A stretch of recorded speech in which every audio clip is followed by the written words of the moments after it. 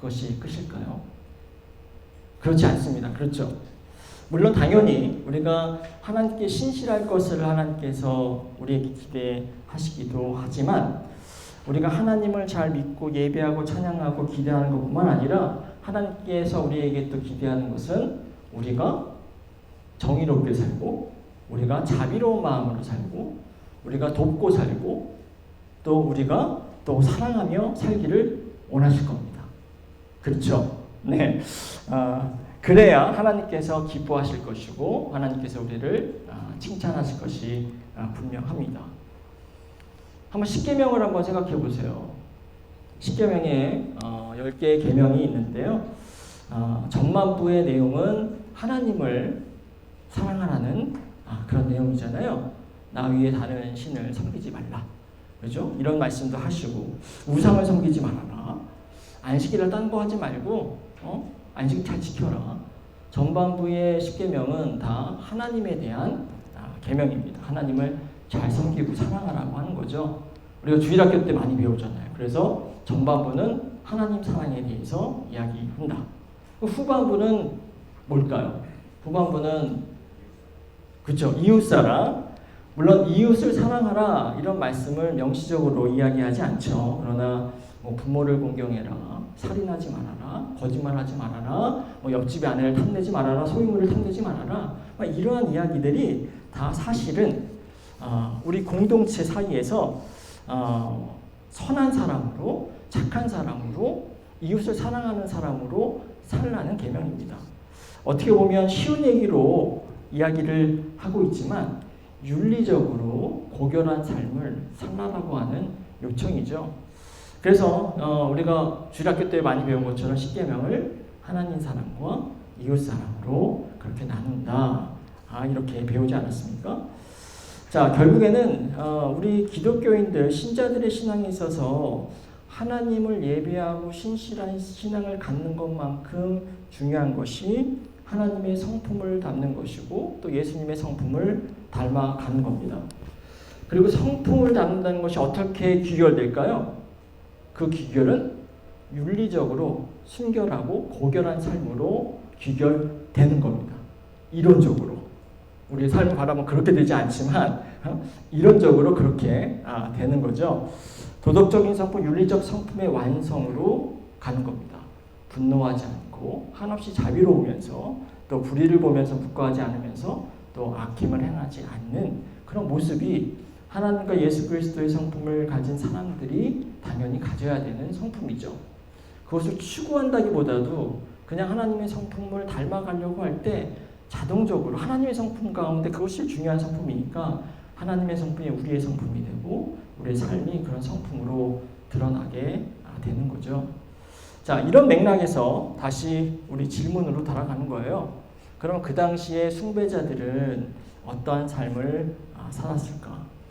우리 신앙인들과 마찬가지로 그들도 그들이 예배하는 신들의 성품을 닮으려고 했을까? 라고 하는 질문입니다. 그들도 제우스든 누구든 그들의 성품을 닮아서 또 고결한 삶, 윤리적인 삶을 살려고 노력했을까? 여러분 답을 알고 계시죠? 이런 얘기를 한 것은 아니기 때문에 얘기를 한 겁니다. 그들은 그런 것에 관심을 가지고 있지 않았습니다. 자, 일단 기본적으로 그들이 예배하고 숭배하는 신들의 성품 자체가 그렇게 고결하지 않습니다. 우리 그리스 로마 신화를 보면 물론 신들이 엄청난 능력을 가지고 있고 인간이 가지고 있지 않은 힘과 권세를 가지고 있는 것은 사실이지만 우리가 지난번에도 얘기했지만 신들은 서로 싸우고 분노하고 폭력적이고 거짓말하고 질투하고 시기하고 또 바람을 피우기도 하고요. 또 욕망이 가득 차서 또 거짓말하기도 하고 또 경쟁하기도 합니다. 그들이 엄청난 능력과 힘을 가진 것은 분명하지만 인간보다 훨씬 고결한 존재는 아니라고 하는 거죠. 자, 그러면 왜 사람들이 앞에서 이야기한 신들과 평화를 이루려고 할까요? 그것은 그 신들의 성품 때문이 아니고요. 신들이 닮고 싶은 성품을 가졌기 때문에 그들과 평화를 이루고 우리가 그들을 예배하려고 하는 것이 아니라 그들이 분노하기 때문입니다. 그들이 분노하면 우리에게 불이익을 주거나 우리에게 재난을 가져다 주는 존재이기 때문에 신들과 평화를 이루려고 하는 거죠. 그렇기 때문에 신들이 형상이 있는 어떤 신전에 가면 그들은 거룩한 모습으로 신들에게 예배하고 신들에게 제사를 드리지만 딱 그 순간뿐인 거죠. 그 자리를 나오는 순간 신들은 눈에 보이지 않는 순간 그들은 그냥 또 욕망에 따라서 자신의 이익에 따라서 자기에게 유리한 것이 무엇인가를 추구하면서 사는 그냥 삶을 살았습니다. 근데 그렇게 살아도 돼요. 왜? 그렇게 욕망대로 살고 이기적으로 살고 자신의 유익을 위해서 살고 악행을 저지르고 살아도 비도덕적으로 살아도 그러한 삶의 방식이 신들 앞에 보기에 그들이 믿고 있는 신들 앞에 보기에 큰 문제가 아니기 때문입니다. 신들은 그러한 삶에 관심도 가지고 있지 않고 또 신경도 쓰지 않기 때문입니다. 그래서 신전에서 예배를 드릴 때, 신전에서 제사를 드릴 때 그들이 이 제사를 통해서 우리는 이 제사를 통해서 내가 진 죄를 용서받아야겠다라고 하는 제사에 대한 그런 기본적인 생각을 가지고 있잖아요. 그런데 1세기에 물론 그 전후 세대의 사람들이 신전에서 예배를 드릴 때는 내가 이렇게 예배를 드려서 내 죄가, 내 잘못이 없어지겠구나. 뭐 이러한 생각들을 가지지 않았다라고 하는 겁니다. 다시 말하면 나의 죄를 위해서 내가 제사를 드리는 게 아니라고 하는 거예요. 신들에게 제사 드리고 신들을 예배하는 행위는 그거는 사람이 가진 어떤 잘못과 그런 부정한 행위를 돌아보고 또 반성하고 회개하고 용서를 구하기 위해서 그렇게 제사를 드린 것이 아니라 단순히 신을 기쁘게 하기 위해서 그렇게 제사를 드린 겁니다. 그리고 신에게 감사하기 위해서 내가 재난 속에 있지 않게 하고 내가 재산이 생기고 나에게 유익이 생긴 것에 대해서 감사하기 위해서 그렇게 제사를 드리는 거죠.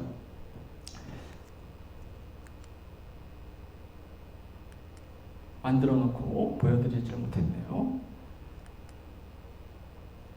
자, 다시 말하면 사람들이 신들을 예배하는 것과 이 예배하는 사람들의 윤리적인 삶, 그것과는 어떤 연관관계도 존재하지 않습니다. 분리되어 있다라고 하는 거죠. 신들의 호의를 얻기 위해서, 신들로부터 사랑받기 위해서 사람들이 정의롭게 산다든지 자비롭게 산다든지 절제하며 산다든지 할 필요가 없는 거예요. 아까도 얘기한 것처럼 신들은 개인의 어떤 도덕적 삶, 윤리적 삶에 관심이 없기 때문입니다.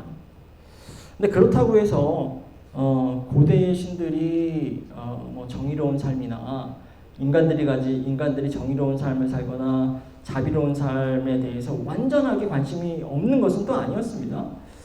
그들은 때때로 그러한 삶을 사는 사람들에게 관심을 때때로 가지긴 하지만 일반적인 사람들에게 그것을 요구하거나 기대하지 않는다는 거죠. 그런 요구와 기대가 필수적인 것이 아니기 때문에 사람들은 당연히 그런 어려운 삶을, 이타적인 삶을 살려고 하지 않는 겁니다. 우리가 이 아저씨는 1세기의 로마 정치가면서 사상가 키케로라고 하는 그런 사람입니다. 키케로가 신들의 본성이라고 하는 3권짜리의 책을 썼는데요. 여기에 이제 이런 이야기를 하고 있습니다. 좀 길어서 제가 3번에 나눠서 이렇게 올려드렸는데요. 한번 그 당시의 사람들이 신들에 대해서 어떻게 생각하고 있는지를 한번 엿볼 수 있는 구절이어서 제가 가져와 봤습니다. 이게 다 영어로 되어 있는데 요즘에 기술명이 너무 좋아져가지고요. 챗 GPT에다가 딱 올렸더니 해석을 너무 잘하는 거예요. 그렇게 잘 안 했으면 제가 이걸 안 올리거나 조금만 달라고 했을 텐데 너무 잘 해석을 해가지고 제가 조금만 수정하고 그냥 올렸습니다. 네. 제가 목이 아프시니까 여러분들 보시기만 하시고 제가 한번 읽어볼게요. 모든 사람은 포도밭, 옥수수, 올리브, 풍성한 과일과 곡식, 그리고 간단히 말해 삶의 모든 편의와 재산 같은 외적인 혜택이 신으로부터 왔다고 동의한다. 우리가 새로운 명예를 얻거나 재산이 늘어나거나 기대 이상으로 행운을 얻거나 다가오는 재난으로부터 운 좋게 구원받았을 때 우리는 그것들을 신들에게 감사드리고 그 공로를 자신에게 돌리지 않는다. 자, 여기 등장하는 것들을 보세요. 물질적인 거죠. 재산이나 명예나. 명예에 대해서는 우리가 조금 더 나중에 이야기를 할게요. 고대사의 명예는 되게 중요한 거였어요. 우리가 돈이 중요한 것처럼 고대사에는 명예가 돈과 같은 훨씬 더 중요한 가치였거든요. 명예와 수치 사이라고 하는데 그 얘기는 제가 또 나중에 말씀을 드리도록 할게요. 자, 어쨌든 명예라든지 재산이라든지 또 이런 것들에 대해서 그런 것들이 생기면 신에게 감사한다는 거예요. 그리고 재난으로부터 구원받으면 또 그것도 신들에게 감사드리는 겁니다. 그 모든 것들이 공로를 자신에게 돌리지 않는다라고 하는 것은 다 신들이 여기에 관련되어 있다라고 하기 때문에 그렇습니다. 내가 갑자기 재산이 생기거나 명예를 얻거나 이것이 내가 잘난 게 아니라 신들이 나를 돌봐줬기 때문에 그런 거죠. 자, 그러나 누가 자신이 좋은 사람임에 대해서 신들에게 감사한 적이 있는가? 자, 좋은 사람이 선한 사람이라고 번역하는 것이 조금 더 나을 거예요. 자신 성품이나 어떤 윤리적인 측면에서의 좋은 사람입니다. 그러나 누가 자신이 선한 사람이라고 해서 그거 선한 사람이 된 것에 대해서 자신들에게 감사한 적이 있는가? 우리는 재산, 건강, 명예에 대해서는 신들에게 감사한다. 그러나 이러한 것들을 허락해달라고 우리는 전지전능한 주피터에게 기도를 드린다. 그러나 지혜, 절제, 정의를 달라고 기도하지는 않는다. 자, 성품과 어떤 가치에 관한 거죠. 지혜, 절제, 정의 이런 것들은요. 근데 이런 것들은 신에게 요청하지는 않는다는 거예요. 그 얘기는 뭐냐면 이러한 성품과 가치는 누구의 영역이냐면 개인의 영역입니다. 내가 스스로 그렇게 돼야 되는 거죠. 신들과는 상관없는 겁니다. 자, 아까도 얘기한 것처럼 개인의 삶과 신을 숭배하는 것과 분리되어 있기 때문이에요. 한 구절만 더 보도록 하겠습니다. 하지만 다시 본론으로 돌아가자면 행운은 신에게 구하는 거지만 지혜는 우리 자신에게서 나와야 한다는 것이 일반적인 합의이다. 자, 지혜라고 하는 거 우리가 가지고 있는 지혜는 이거는 신들로부터 오는 게 아니고 강구에서 되는 것도 아니고요. 우리 자신으로부터 와야 한다라고 하는 거죠. 마음이 영어로 마음이 아닐 것 같은데 마음 덕 신념을 위해 신전이 동원된 경우도 있지만 그러나 이들이 우리 안에 내재되어 있음을 부정하는 것은 아니다. 희망, 안전, 도움, 승리는 신들에게 의지해야 한다. 자, 정리를 하면 그런 거예요. 아까 얘기한 것처럼 뭔가 재물과 재산과 막 이런 재난과 이런 것들은 다 신들과 연관되어 있고 신들이 줘야 되고 또 준 거에 대해서 감사해야 되는 거지만 성품적인 측면에 있어서는 그것은 신들과 상관이 없다라고 하는 겁니다. 그렇기 때문에 신들에게 지혜나 정의나 절제나 이런 것들, 이러한 성품과 윤리적인 덕목을 신에게 요청하지 않는다라고 하는 거예요. 자, 이렇게 보면 이 그리스 로마의 그 시대의 종교라고 하는 것은요, 상당히 욕망에 기초한 종교라고 볼 수 있습니다. 인간이 신에게 기도하는 것은요, 안전과 평화와 재산과 명예, 건강 뭐 이런 것들이에요. 이런 것들이 일반적인 차원에서 대중적인 차원에서 일반적인 사람들이 가지고 있는 신앙의 사람들이 가지고 있는 사람들의 모습이었습니다. 일반적으로 그렇다는 거고요. 사실은 근데 이게 이제 학문적인 영역으로 들어가면요, 정답이 사실은 없습니다. 제가 이렇게 그리스 로마의 종교는 상당히 욕망에 기초한 종교다 아주 뭉뚱그려서 얘기했지만 학문적인 영역으로 들어가면 학자들은 사실은 그게 아니다. 그리스 로마의 종교도 상당히 이성적이고 상당히 윤리적인 종교다라고 또 주장을 하는 학자들 상당히 많이 있습니다. 그러나 대체적인 합의는 이렇게 제가 말씀드린 것으로 볼 수 있는 거죠. 자, 그렇다고 해서요.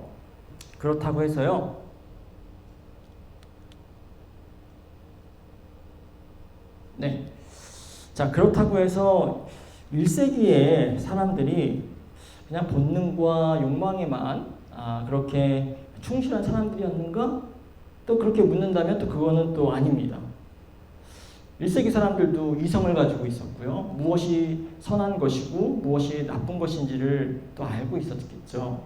일반 사람들이야 그렇게 도덕적인 삶, 고결한 삶을 추구하는 것이 어렵겠지만 그렇게 무엇이 선한 삶인지 고민하고 생각했던 사람들이 있습니다. 누가 그랬을까요? 일단은 생존의 영역에서 벗어나 있는 사람, 그죠? 엘리트 귀족들 가운데서도 그렇게 삶을 진지하게 고민한 사람들이 있습니다. 한 1%에서 2%의 사람들이겠죠.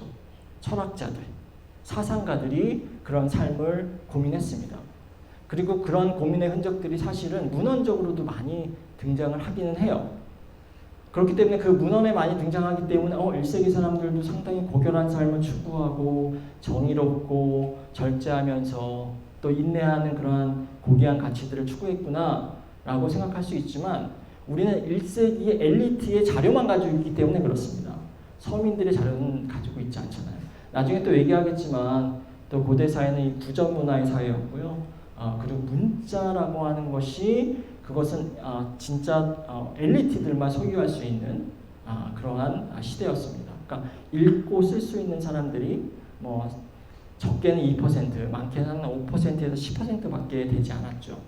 레벨 자체가 또 달랐습니다. 그냥 자기 이름이나 뭐 음식이나 지명 같은 것을 읽고 쓰는 정도의 수준도 있었겠지만 우리가 생각하는 것처럼 뭐 이런 어려운 문서를 읽고 그것을 또 쓰거나 쓸 수 있는 사람들은 되게 한정적이었어요.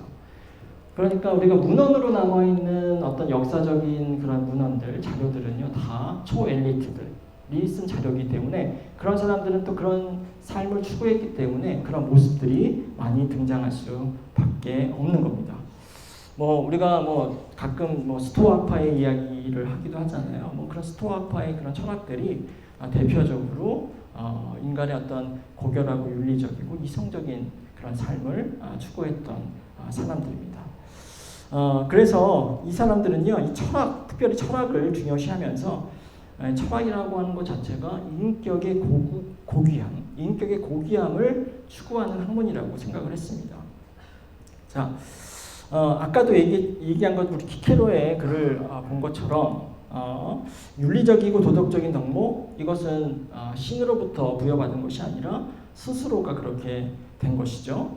자신이 선한 사람이 되는 것 그것은 어떻게 보면 철학적이고 윤리적인 자기 성찰로부터 가능한 겁니다. 반복되지만 신들을 섬기는 것과 인격이 훌륭해지는 것 그리고 고결한 그런 성품을 가진 인간이 되는 것과는 그냥 큰 관련이 없다라고 하는 거죠. 다시 자 로마 시대 종교 그래서요. 어떤 그 종교들은 인격의 변화, 내면의 변화 뭐 이런 것들을 기대하지 않았습니다. 물론 아까도 얘기했지만 철학자들이나 사상가들은 이런 것들을 기대하기도 했지만 그것은 보편적인 의견은 아니었다라는 말씀을 드리겠습니다.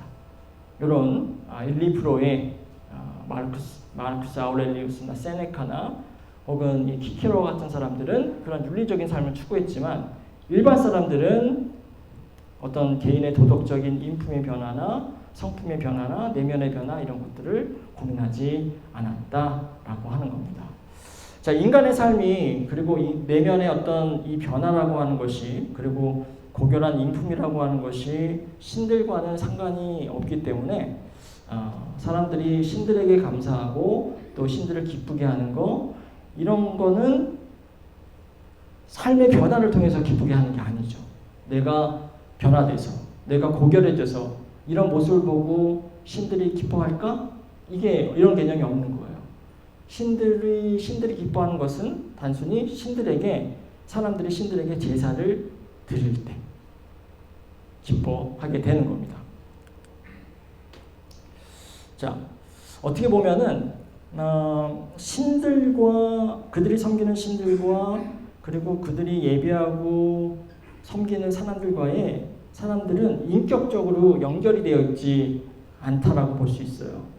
그러니까 인격적으로 연결되지 않기 때문에 신들의 성품을 닮을 필요도 없는 거고요. 닮고 싶지도 않은 거죠. 어려운 일이니까. 그냥 신들과는 그냥 무엇인가를 주고받는 그런 거래 관계에 있다고 보는 게 맞을 것 같습니다. 자, 이 거래 관계를, 신들과의 거래 관계를 대표하는 라틴어입니다. 두 우트 데스라고 하는 건데요. 이게 당신이 주기에 내가 준다라고 하는 거예요. 이게 라틴어인데, 당신이 나에게 뭔가를 주기 때문에 내가 그 반대급부로 또 뭔가를 준다라고 하는 거죠. 이 상호관계, 상호수의 관계가 또 그 당시 시대를 지배하고 있던 일반적인 그러한 삶의 구조였습니다. 이 이야기도 또 중요한 이야기여서 나중에 한번 또 이야기를 한번 해보도록 할 텐데, 어쨌든지 간에 이렇게 사람이 신들에게 뭔가를 주는 건요, 신들에게 내가 뭔가를 받을 수 있기 때문인 거죠. 신들로부터 호의와 사랑과 또 평화와 안전을 받기 위해서는 인간들은 끊임없이 그것을 뭔가를 신들에게 줘야 되는 거죠. 자, 신들에게 뭔가를 줘야 되기 때문에 준다는 건 보여줘야 되잖아요. 보여줘야 되기 때문에 결과적으로 발달하게 된 것이 제사 의례입니다. 의례. 보여주는 거잖아요. 그냥 가만히 있으면 신들이 보지 못해요. 내가 신에게 감사하고 있는지, 내가 신을 기뻐하는 뭔가를 하고 있는지를 알 수 없습니다. 그러니까 제사를 드려서 신들에게 내가 감사하고 있다, 내가 뭔가를 지금 기쁘게 하려는 제스처를 취하고 있다라고 하는 것을 보여주고 있는 겁니다. 그러니까 제사라고 하는 것은요, 시각적으로 눈에 띄게 해야 되는 겁니다.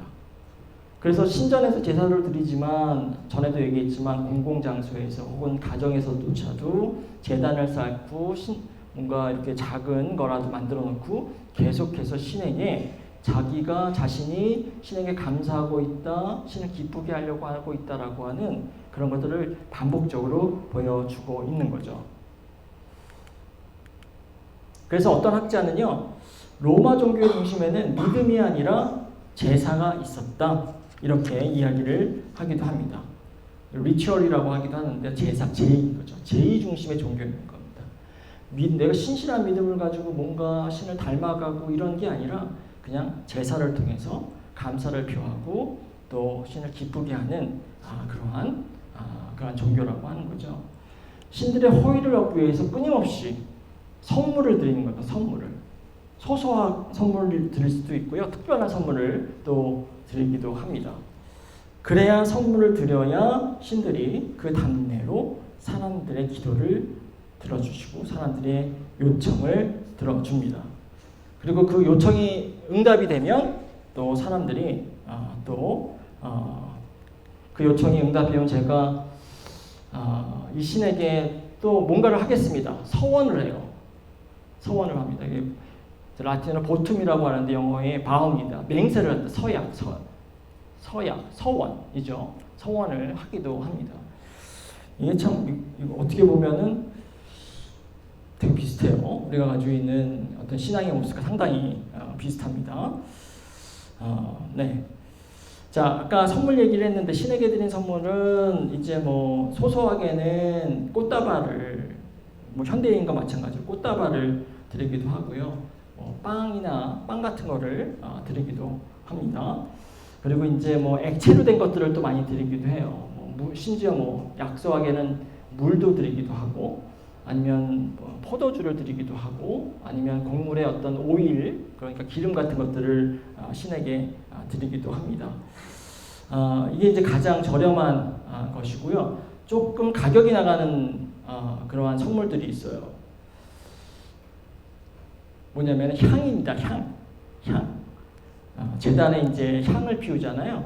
그 선물이 향이 왜 비쌀까 우리가 생각할 수 있는데, 향이라고 하는 게 수입 목재로부터 오는 것이기 때문에 그게 이제 아주 고가는 하지만 고가의 그러한 선물 가운데 하나였습니다. 그리고 향이라고 하는 게 연기가 어떻게 되죠? 위로 쭉 올라갑니다.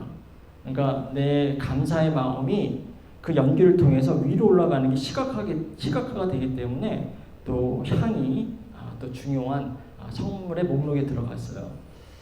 그리고 이제 향의 냄새가 나잖아요. 이 냄새와 소리라고 하는 게 또 신앙에 있어서 되게 중요한 시대에 살고 있었는데, 그거는 또 잠깐 얘기할 수 있는 부분은 아니고 나중에 또 기회가 되면 고대 시대의 이 센소리라고 하죠.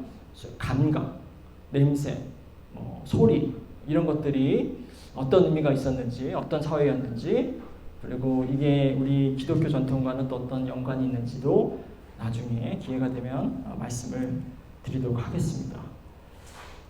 안 할 수도 있고요. 네. 네. 자, 지금 사진 하나 보여드리겠는데, 이 사진은 이제 향을 피우는 그런 사진입니다. 잘 안 보이시나요? 네, 지금 이게 지금 가운데가 향이 있는 거고요. 꼬마가 있죠? 소년이 있는데 이 제사를 도와주는 사람입니다. 그 꼬마가 뭘 들고 있는데, 아마 학자들은 저 들고 있는 게 이제 향이거나 아니면 이 제사에 필요한 도구를 들고 있는 사람이라고 이야기를 하고요. 그리고 지금 주도적으로 역할을 하는 사람이 여기 있죠. 이렇게 토가를 썼는데 머리를 덮고 있습니다. 그죠? 그 당시 이 제사를 주관하는 그런 사람입니다. 이 제사를 주관하는 사람 항상 저렇게 토가 가운데서 머리를 뒤집어 쓴 토가를 쓰고 있어요. 나중에 이따가 몇 장의 사진을 더 보여드릴 텐데 모두 다 그렇습니다. 머리를 쓴다는 것이 여러 가지 의미가 있지만 권위를 드러내는 것일 수도 있고요. 또 신과의 어떤 접촉에 있어서 어떤 이 겸손함을 보여주는 표현이기도 하고, 그리고 가운데 그 제사를 지내고 있는 사람 맞은편에 바로 앞에는 또 이 희생 제사를 드리는 원하는 그런 사람이라고 보통 이야기를 하고 있습니다. 자, 어쨌든 향도 이렇게 드리기도 하고, 제사를 드릴 때 있어 제일 고가의 제단에서 제일 보편적으로 드리는 방식은 뭘까요? 피의 제사입니다. 피의 제사. 피가 흘리는 게 누구죠? 식물은 그렇지 않죠. 그렇죠? 꽃은 피를 흘리지 않죠. 동물입니다. 동물을 이제 제단에 드리는 제사가 조금 가격이 높은 그러한 희생 제사였습니다. 물론 동물 가운데서도 우리 성경에 나오는 비둘기라든지 새라든지 이런 아이들은 조금 서민들이 드리는 거고요. 가장 고가는 소입니다. 소. 네. 여기도 지금 황소가 있고 양이 있고 돼지가 있잖아요. 이런 동물들을 이렇게 제사로 드렸습니다. 이제 황소같이, 근데 지금도 좀 비슷하잖아요. 이렇게 황소같이 이제 고가의 희생 제물이 올라오면 특별한 제사인 거죠. 네. 절차가 조금 더 특별합니다. 더 의식이 좀 더 많이 그 안에 연루가 되고요. 그리고 그 당시 사람들 우리랑 좀 비슷해요. 이렇게 특별한 희생제를 드리면 신들이 더 특별하게 고려해 준다라고 생각했기 때문에 부자들은 이렇게 특별한 방식으로 제사를 또 지냈습니다. 사진 몇 장 더 보여드릴게요. 네, 지금 돼지죠? 네, 돼지고요. 역시 마찬가지로 지금 토가를 머리까지 쓴 사람이 또 있고요. 요거는 이제 여러분 인터넷에서 뭐 로마 시대의 제사 이런 거 찾아보면은 흔히 볼 수 있는 사진 가운데 하나입니다. 자, 여기 지금 가운데 보면은 소를 끌고 왔어요. 황소입니다. 자, 이제 여러분 이 그림 보면 누가 이 제의를 집전하는 사람인지 아시겠죠? 토가를 쓰고 머리를 두른 사람이 저기 있습니다. 망치를 들고 있는 사람 아닐까? 망치를 들고 있는 사람은 노예입니다. 노예. 거칠고 힘든 일을 하는 사람들은 노예잖아요. 소를 끌고 도살을 하는 역할을 하게 됩니다. 그리고 여기도 지금 꼬마가, 저기 꼬마가 작은 아이가 있죠? 이 작은 아이고 들고 있는데 이제 제사에 쓰이는 어떤 도구 같은 것들을 제공하는 역할을 하고요. 그리고 토가를 머리를 쓴 사람이 손을 내밀고 저 앞에 눈을 마주치고 있는 딱 정가운데 있는 사람이 있어요. 저 사람이 이제 이 뭐죠? 이 소를 바치는 그런 사람입니다. 그리고 그 제사를 드리는 사람과 소를 바치는 사람 사이에 지금 작지만 입에 뭘 물고 있어요? 뭐를 물고 있을까요? 악기를 물고 있는 겁니다. 피리를 물고 있어요. 네. 아까도 잠깐 이거는 나중이고요. 네. 여기 도끼 든 사람들. 네. 네. 보통 이제 이 제사를 드릴 때 음악이 항상 추가가 됩니다. 뭔가 그래서 제사의 어떤 신성함을 더 이렇게 강화시키기 위해서 피리를 부는 행위들을 하는 거죠. 자, 그리고 이게 재밌는 건 뭐냐면은 저기 황소가 있는데요. 황소에게도 동의를 구합니다. 너 이거 죽게 될 텐데 괜찮겠어? 일종의 그런 거예요. 어떻게 하냐면 황소 이 미간 사이에 물을 뿌리거나 아니면은 차가운 어떤 기름 같은 걸 뿌려요. 그 황소가 뭔가가 머릿속에 떨어지니까 어떻게 동작을 할까요? 고개를 이렇게 끄덕입니다. 그러면은 너도 동의한 거구나 라고 하면서 제의가 시작되는 거죠. 마지막 사진입니다. 이 사진은 뭔가 조금 더 화려하죠. 네, 화려한 이유가 있습니다. 이게 이제 부조라고 하는데요. 이제 조각과 부조는 이제 릴리프라고 해가지고 벽면에 쫙 붙여져 있는 거예요. 조각은 360도로 볼 수 있는 거고요. 부조라고 하는 건데, 지금 등장인물들이 유사해요. 지금 한 사람이 지금 머리에 토가를 쓴 사람이 분명히 이 제사를 주관하는 사람일 것이 분명하고요. 자, 그리고 작은 아이가 또 있고요. 제사를 도움을 준 도우미가 한 명 있습니다. 그리고 지금 피리를 부는 사람이 또 있고요. 그리고 저기 도끼를 들고 있는 친구는 딱 봐도 이제 힘든 일을 하겠구나. 네, 그런 인물입니다. 노예고 이 도끼로 소를 찾게 될 겁니다. 자, 이 사진은 아까 사진보다는 조금 더 비싸 보이잖아요. 돈 가치로 따지면은. 자, 이 사진은 아까 잠깐 보여드렸던 마르쿠스 아우렐리우스라고 하는 황제의 이 상제가 바로 저 제사장 역할을 하고 있어요. 아까도 잠깐 얘기했지만은 종교적인 것이 정치적이고 정치적인 것이 또 종교적이다 이런 말씀을 드렸잖아요. 그래서 황제지만 우리가 황제라고 하면은 로마 정치의 최정점에서 있는 사람이라고 생각하지만 동시에 가장 최고 위치에 있는 또 제사장이기도 했습니다. 그러니까 종교적인 위치에서도 가장 높은 위치에 있는 사람이라고 하는 거죠. 이거를 폰티펙스 막시무스라고 해요. 제사장을 이 황제를 폰티펙스 막시무스. 일단은 벌써 높은 위치에 있는 사람이죠. 최고 제사장, 하여튼 그런 종교적인 위치에 있는 사람입니다. 그렇기 때문에 이 사람이 지금 이렇게 지금 이런 모양으로 있는 거죠. 자, 이 과정 자체는 간단하게 비슷해요. 일단 학자마다 다른데요. 이렇게 황소 같은 이 제사를 드릴 때는 보통 신전 앞에서 오픈된 공간에서 이제 드렸다고 이야기를 합니다. 그리고 소를 죽여야 되잖아요. 노예가 죽이는데 소 같은 경우에는 작은 동물들은 목을 따서 죽이는데 소는 저항할 거잖아요. 그러니까 이제 머리를 먼저 망치로 때려서 기절시킨 다음에 그다음에 이제 목을 이렇게 죽이는 거고요. 그리고 나서 이제 몫이 정해져 있어요. 제사를 지내면 소가 죽었을 거 아니에요. 해체를 하는데 꼬리, 뼈, 지방 이런 것도 태웁니다. 이건 누구의 몫일까요? 이건 신들의 몫이에요. 인간들이 먹을 수 없잖아요. 약간 약인 것 같은데요, 그죠? 인간이 먹을 수 없는 거는 그렇게 태워서 그렇게 신들에게 보내고, 그리고 내장 같은 것들은 또 구워서 거기에 있는 이제 제사장 그리고 그 제사 교역자죠. 일종의 그 제사를 돕는 사람들이 먹고 나머지 부분들을 이제 삶아가지고 그 제의에 참여한 사람들이 같이 공유를 합니다. 근데 소 같은 거는 또 크잖아요.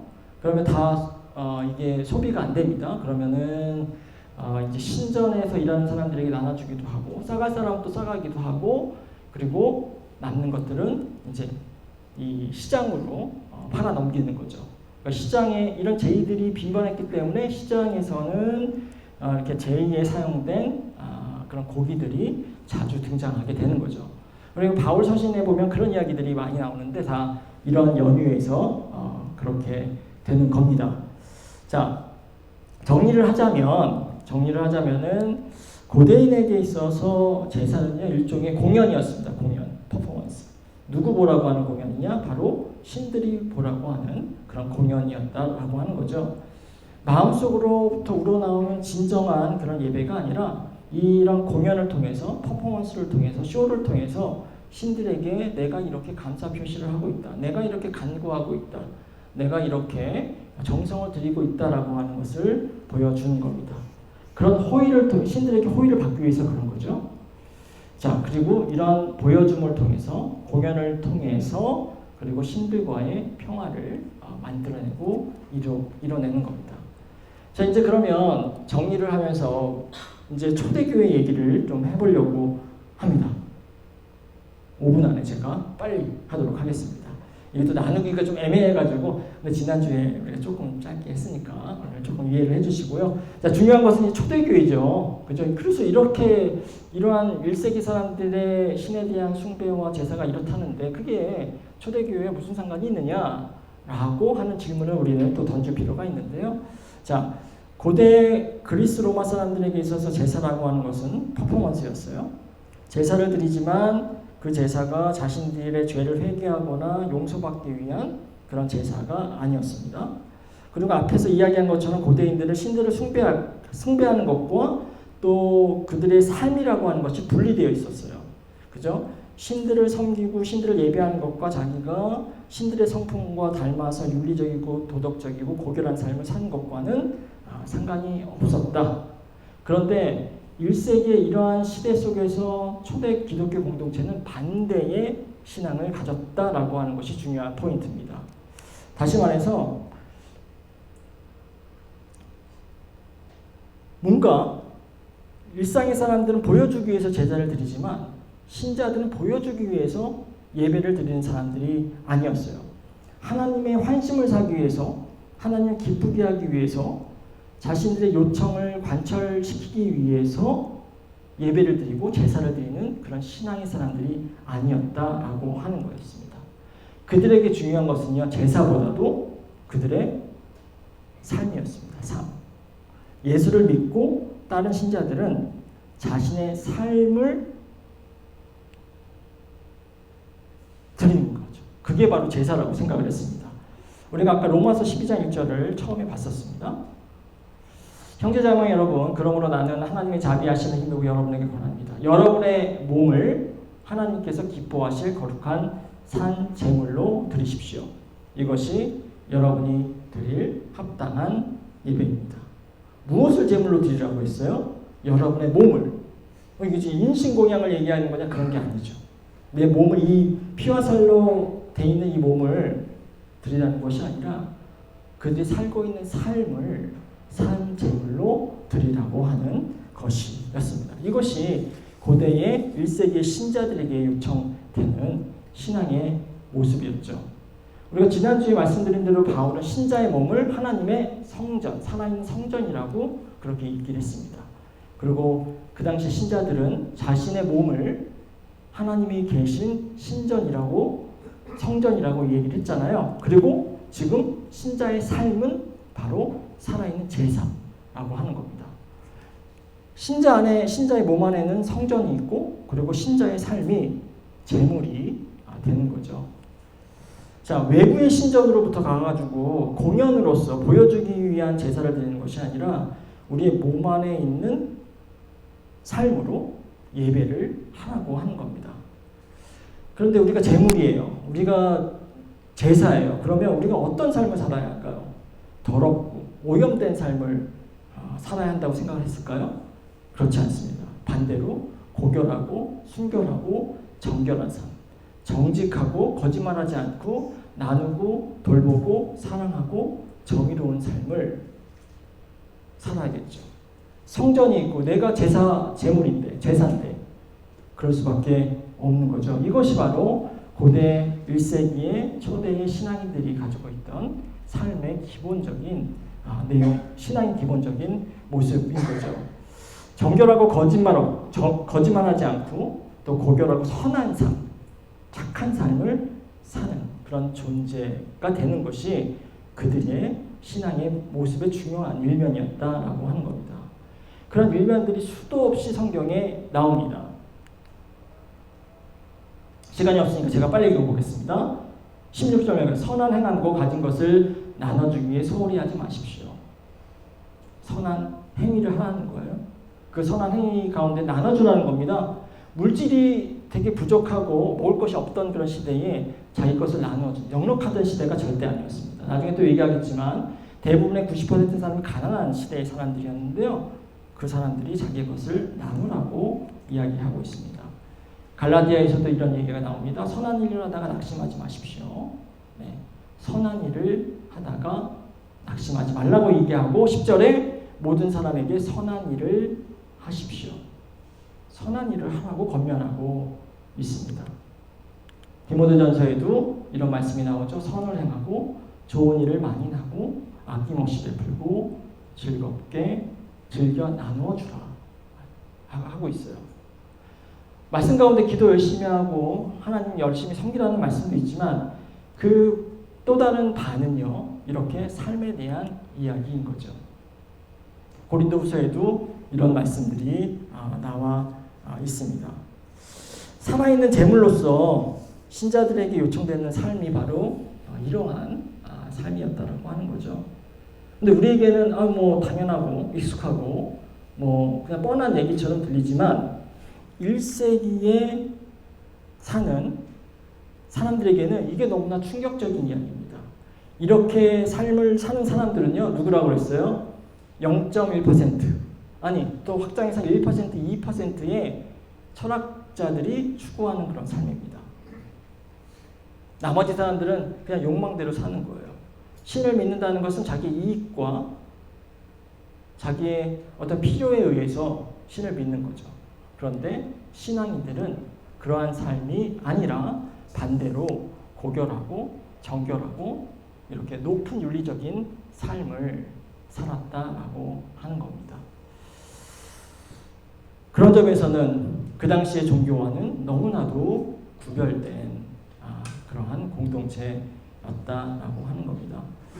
자, 마무리를 하면서 우리 교회가 아니라 한국교회도 한번 생각해 보는 거죠.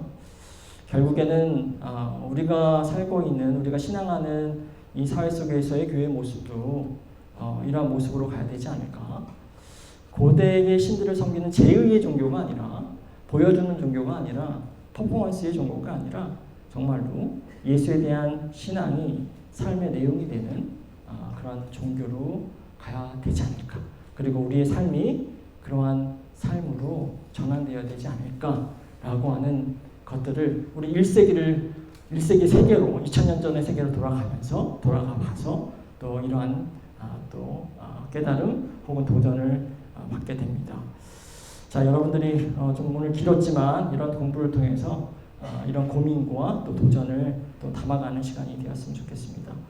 우리도 우리의 신앙이 그냥 퍼포먼스, 공연의 신앙이 아니라 믿음이 삶의 내용이 되고 또 우리 자신이 어떤 산 제물로 산 제물이 되어서 신앙과 삶을 또 살아가는 우리가 모두가 되기를 간절히 소망합니다.